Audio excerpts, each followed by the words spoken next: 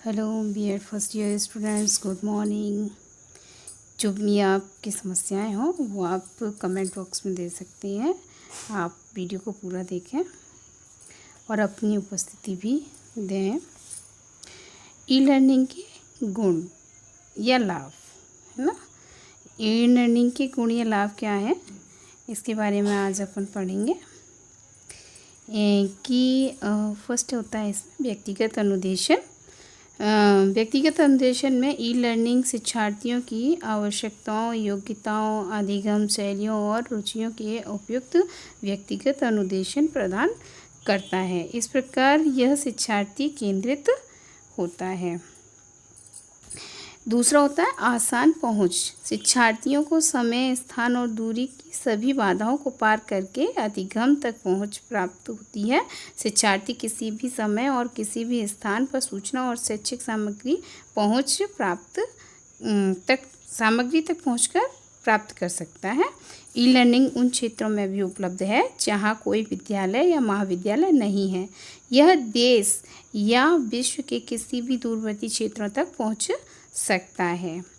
इसके बाद नेक्स्ट आता है प्रतिकूल अवस्था में स्थित बच्चे। अब प्रतिकूल अवस्था में जैसे कि आज वर्तमान समय में देखिए बच्चे जगह जगह अपने हॉस्टलों में फंसे हुए हैं, तो ये प्रतिकूल अवस्था है। वहाँ पर ई लर्निंग का काम किया जा सकता है। बच्चों को जैसे कि यह खराब स्वास्थ्य या प्रतिकूल शारीरिक अवस्थाओं या कोई प्रतिकूल मनोवैज्ञानिक परिस्थितियों वाले बच्चों के लिए उपलब्ध है, जिनके कारण उन्हें संस्थानात्मक शिक्षा लेने में बाधा आ सकती है। ई लर्निंग की सहायता से मूक बधिर जैसे विकलांग बच्चे भी अधिगम प्राप्त कर सकते हैं। इसके बाद नेक्स्ट आता है गुणात्मक ई लर्निंग की एक अद्वितीय विशेषता होती है असीमित संख्या के छात्रों को सामग्री की वही गुणवत्ता प्रदान करना जो पूर्णकालिक छात्र को प्राप्त होती है। ई लर्निंग के माध्यम से अधिकाधिक संख्या के शिक्षार्थियों को विश्व की सर्वोत्तम शैक्षिक सामग्री, ज्ञान के खजाने और अवसर विशेष रूप से प्रगतिशील और विकसित देशों में उपलब्ध होती है। इसके बाद नेक्स्ट आता है परिवर्तनशीलता दूसरों तक पहुंचाने के माध्यमों, लैपटॉप, जैसे मोबाइल है, सीडी है, डीवीडी है। कोर्सों के प्रकार हैं। इकाई या अधिगम की एक छोटी सी वस्तु होती है, अधिक छोटी वस्तु होती है तथा पहुंच और उन्हें पहुंचाने के अर्थों में ई लर्निंग की परिवर्तनशीलता शिक्षार्थियों के लिए बहुत लाभप्रद होती है। जैसे तत्कालिक, स्वयं गति, तीव्र गति से पहुंचाना, अतः यह एक आकर्षक विकल्प है इसका। नेक्स्ट होता है ऑनलाइन, ऑफलाइन और सीधी अंतःक्रिया। ऑनलाइन, ऑफलाइन या सीधी अंतःक्रिया की जाती है छात्रों और अध्यापकों के बीच तथा स्वयं छात्रों के बीच। ऑनलाइन और ऑफलाइन सीधी अंतःक्रिया करने के अवसरों के कारण ई लर्निंग का एक परंपरागत कक्षा कक्ष व्यवस्था में आमने सामने सक्रिय अंतःक्रिया और अनुभवों की तत्कालिक पाठ की तुलना में आनंदमयी और सर्वोत्तम विकल्प बन सकता है। नेक्स्ट होता है रोचक अभिप्रेरक। रोचक अभिप्रेरक क्या होते हैं? रोचक और अभिप्रेरक ई लर्निंग के कारण छात्र अधिगम के प्रति अधिक रुचि दिखाने लगते हैं और उसके प्रति अभिप्रेरित हो सकते हैं, क्योंकि बहुसंचार माध्यमों, इंटरनेट, वेब तकनीकी और गतिशील अधिगम तक पहुंच प्राप्त करके उन्हें अधिगम अनुभवों की एक विस्तृत श्रृंखला मिल सकती है। साथ ही उन्हें अधिगम सामग्री का मौखिक और गैर मौखिक प्रस्तुतिकरण मिल सकता है। नेक्स्ट है मूल्यांकन पृष्ठपोषण। मूल्यांकन पृष्ठपोषण ई लर्निंग अध्यापकों, समवर्ती लोगों और स्व अनुदेशनात्मक साधनों तथा ऑनलाइन पठन सामग्री के साथ उपलब्ध सॉफ्टवेयर या इंटरनेट और मोबाइल फ़ोन सुविधाओं के माध्यम से शिक्षार्थियों के अधिगम परिणामों की जांच और मूल्यांकन करने के लिए भी अवसर प्रदान कर सकता है। इसके बाद आता है स्वगति। स्वगति जो थी श्रव्य दृश्य रिकॉर्डिंग तकनीकी के द्वारा ई लर्निंग से ऐसे अधिगम अनुभव प्राप्त होने का अद्वितीय लाभ होता है जिन्हें शिक्षार्थियों की इच्छा और सुविधा के अनुसार निरीक्षण करने, सीखने और अनुकरण करने के लिए बीच में रोका जा सकता है और पीछे ले जाया जा सकता है। इससे अधिगम प्रक्रिया को विशिष्ट महत्व मिलता है। नेक्स्ट होता है अंतर्राष्ट्रीय स्तर पर अधिगम।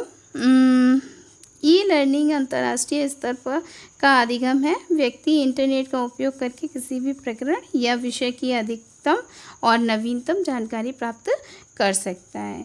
इसके बाद आपका आता है नेक्स्ट ई लर्निंग के दोष। ज्ञान और कौशलों की आवश्यकता। इसमें सबसे पहला पॉइंट है ज्ञान और कौशलों की आवश्यकता।